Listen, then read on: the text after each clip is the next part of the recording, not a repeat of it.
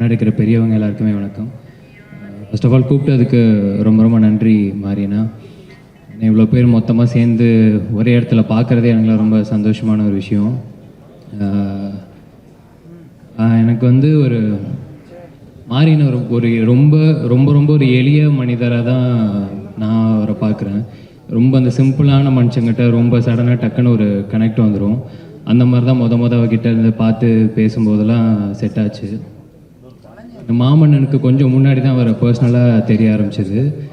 எனக்கு அப்போ சொல்லிட்டு இருந்தேன், பரியரும் பெருமாள் பார்த்தபோது ரொம்ப டிஸ்டர்பிங்காக இருந்துச்சு. கர்ணன் பார்த்து நான் அன்னைக்கு தூங்க முடியல. மாமன் என்ன பண்ண போகிறீங்கன்னு தெரியல அப்படின்னு சொல்லிட்டு தான் போனேன். அந்த வடிவேலு சாரோட அந்த ஒரு ஷார்ட் ஒன்று இருக்கும், அது எல்லாருக்குமே ஃபேவரட்டான ஒரு ஷார்ட்டுன்னு நினைக்கிறேன். அந்த ஒரு மனசு ஃபுல்லாக கோவத்தோடையும் ஒன்றுமே பண்ண முடியலன்னு ஒரு இயலாமையில் அழுகிற ஒரு மனுஷனோட அந்த வழியை விட ஒரு மிகப்பெரிய கஷ்டம் இருக்க முடியுமான்றது தெரியல. அதுக்கே நான் டோட்டலாக பேசிக்கலாக ரொம்ப எமோஷ்னல் ஒரு ஆளுன்றதால அதெல்லாம் சொல்லிட்டு தான் இப்போ வேலைக்கும் உள்ளே போகிறதுக்கு முன்னாடி இதுக்கு என்ன பண்ண போகிறீங்கன்னு தெரியல அப்படின்னு நினச்சிட்டு தான் போனோம். பார்த்தா எனக்கு ஃபர்ஸ்ட் ஆஃப் ஆக்சுவலாக எனக்கு ரொம்ப ஸ்வீட்டான ஒரு ஃபிலிம் பார்க்குற மாதிரி தான் இருந்துச்சு.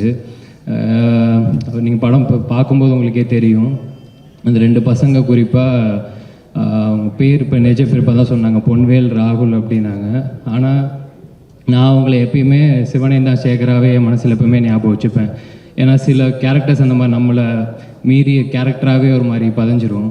அந்த 2 பசங்களை பார்க்கும்போது அந்த வறுமை, அவங்க லைஃப் ஸ்டைல், அது என்னவா இருந்தாலும் எதுவுமே இல்லைனாலும் எல்லாமே இருக்கிற ஒரு பசங்களை பார்க்குற மாதிரி தான் இருந்துச்சு. எனக்கு அவ்வளோ சந்தோஷமாக இருந்துச்சு படம் பார்க்கும்போது. முடிச்சுட்டு அதான் கிளம்பும்போது அண்ணன் வந்து வந்ததுக்கு நன்றி கவின் அப்படின்னாப்புல.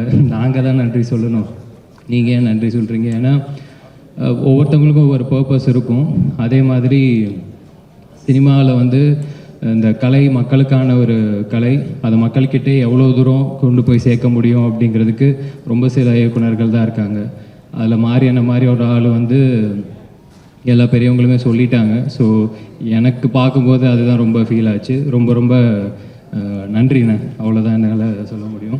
மற்றபடி வந்திருக்கிற எல்லாருக்குமே ரொம்ப ரொம்ப நன்றி. Thank you so much.